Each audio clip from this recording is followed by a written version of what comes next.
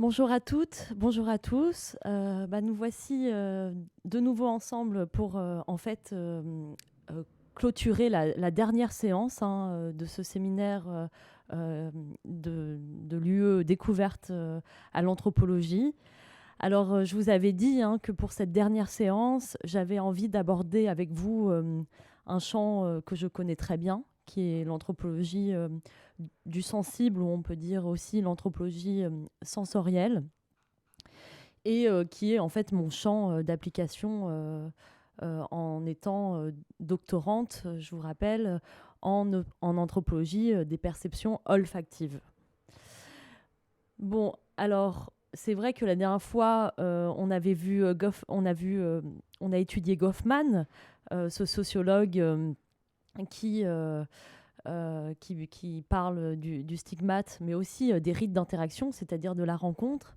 Et en fait, on peut voir un lien entre l'anthropologie du sensible et, euh, et la, et l'approche aussi de Goffman, puisqu'on voit à quel point la rencontre est déterminante, donc la rencontre sensible est déterminante pour affiner sa recherche du monde social. Donc à quel point le rôle du corps, des gestes, des manières de faire, de marcher, de se saluer, euh, et ont vraiment un rôle primordial pour comprendre les interactions. Donc finalement, s'intéresser aux détails de la rencontre, c'est se placer en observateur des micro-interactions et donner de fait de l'importance aux sensibles, soit aux manières du corps d'aborder le monde, mais aussi au sens comme manière d'interpréter nos perceptions du monde. Donc c'est vrai que quand on voit un peu par la rétrospective de nos séances, on constate qu'au départ, je vous ai fait une entrée en matière avec une anthropologie assez classique, l'anthropologie structurale de Claude Lévi-Strauss. Donc là, on voit bien qu'il y avait chez Lévi-Strauss une volonté euh, de trouver un dénominateur commun à tous les êtres humains, et donc finalement d'essayer d'universaliser l'être humain avec des modèles abstraits, voilà, construire des systèmes de pensée. Vous vous rappelez les systèmes de parenté, la prohibition de l'inceste, qui sont comme ça, des messages forts d'universalité de l'être humain et de généraliser aussi, même si je ne veux pas dire que Claude Lévi-Strauss généralise l'anthropologie, pas du tout, mais il a cherché quand même à établir des modèles abstraits, tout en étant aussi très attaché à la diversité des êtres humains dans leur manière de évidemment, de marcher, de dormir, de manger. Euh, voilà. Mais à présent, c'est vrai qu'avec l'anthropologie du sensible, on est encore plus, on passe euh, d'une, on traverse comme ça une anthropologie qui, au départ, donc qui était méta, à une anthropologie complètement euh, microscopique, puisqu'il n'est vraiment plus du tout question de généraliser, mais de mettre en valeur l'unicité, la particularité. Finalement, si on compare euh, les lois, si on parle si on revient aussi à Lévi-Strauss, qui a comme ça, avec ses modèles abstraits, qui a essayé finalement d'ériger un peu des lois sur l'être humain, en disant que c'est pas, voilà, il parlait aussi beaucoup des animaux. S'il y a un déterminisme animal, pourquoi il n'y aurait pas un déterminisme humain?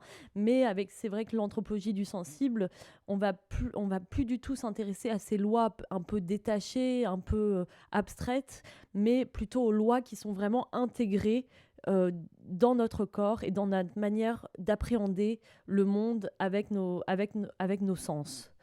Euh, il s'agit alors d'être dans une observation de détail, puisqu'il s'agit d'observer les petites interactions, les micro-interactions de la vie quotidienne. Pour cette dernière séance, nous n'allons pas forcément travailler sur un auteur en particulier, puisque l'anthropologie du sensible et du sensoriel est encore en friche. Et donc, il y a en fait plusieurs auteurs, et aussi auteurs, eux, qui s'emparent du sujet, mais... mais donc je trouvais ça plus intéressant de vous parler de quelques auteurs comme ça, mais de plusieurs auteurs, et ne pas focaliser cette séance sur une figure. Je préfère aujourd'hui vous parler plutôt du courant et des perspectives qui s'ouvrent avec cette nouvelle entrée dans le sensoriel. Alors, cette discipline est encore en mutation, et on peut dire qu'elle est apparue dans les années 90, puisque il y a plusieurs courants comme ça, des anthropologues qui commencent à s'intéresser vraiment au sensible, mais aussi des historiens, des philosophes qui vont revaloriser, quand je dis le sensible, c'est vraiment à la fois la le regard qu'on porte sur le regard porté sur le corps, enfin l'étude vraiment du corps et des sens, et qui jusqu'alors était assez peu valorisé, hein. On a des anecdotes, hein, notamment un anthropologue du corps qui s'appelle David Le Breton, qui a pendant longtemps n'a pas pu avoir de poste titulaire à la fac, parce que son objet d'étude n'intéressait pas du tout. Lui, il a travaillé sur la douleur, par exemple, ou sur la voix, sur le silence. Et c'est des domaines, c'est vrai, qui commencent vraiment à émerger, mais dans les années 80, c'était pas du tout, disons, à la mode. Mais aujourd'hui, par exemple, François Laplantine, qui est un anthropologue, professeur émérite à Lyon, se demande même comment on a pu faire toute cette anthropologie en effaçant la partie sensible. Pour lui, en fait, l'enquête de terrain, l'ethnographie, est nécessairement une démarche d'immersion dans le sensible. C'est même la spécificité de l'approche des anthropologues. Ce sont en effet toujours les sens qui viennent à l'observation. Les sons, les couleurs, les odeurs, la température, la lumière.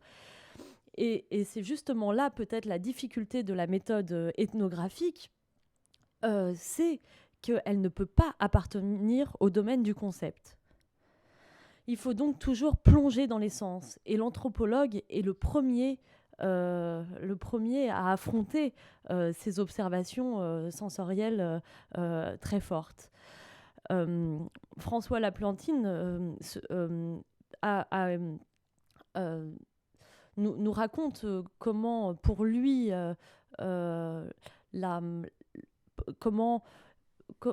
comment ça se fait que l'anthropologie sensorielle n'a pas percé. Il dit que c'est à cause d'une vision dualiste qui appartient aussi à notre représentation occidentale, hein, du monde, où on sépare le sensible de l'intelligible. Et à partir de là, il est difficile d'imposer un domaine dans la recherche scientifique qui concerne les sens. Comme si finalement, une étude du sensible ne pouvait pas être prise au sérieux parce qu'elle était diamétralement opposée, en tout cas séparée de l'intelligible. Et pourtant, il y a des philosophes qui défendent quand même, on pense à Spinoza, qui défend évidemment un continuum entre nos perceptions, nos affections et nos réflexions. Et en effet, en anthropologie, il est difficile de comprendre nos apprentissages, hein, les techniques, même matérielles, sans passer par une appréhension sensorielle du monde, hein. N'est-ce pas l'essence même de notre rapport au monde, de passer d'abord par les sens, hein. C'est l'essence même de notre rapport au monde, cette appréciation sensorielle du monde. L'étude de la perception des sens a posé des problèmes à la science car elle se transforme sans cesse. Elle est subjective, non mesurable, non fiable.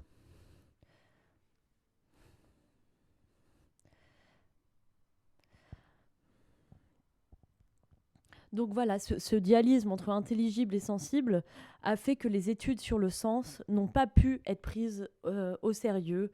Et c'est avec beaucoup de regrets pour les anthropologues qui défendent vraiment corps et âme, ou je ne devrais pas dire corps et âme parce que ça insinue que je distingue le corps et l'âme, mais vous m'avez compris, disons que comme aussi l'étude sur les sens, je crois, fait très peur puisque elle pose des problèmes épistémologiques, puisque les sens sont pour les Grecs des illusions.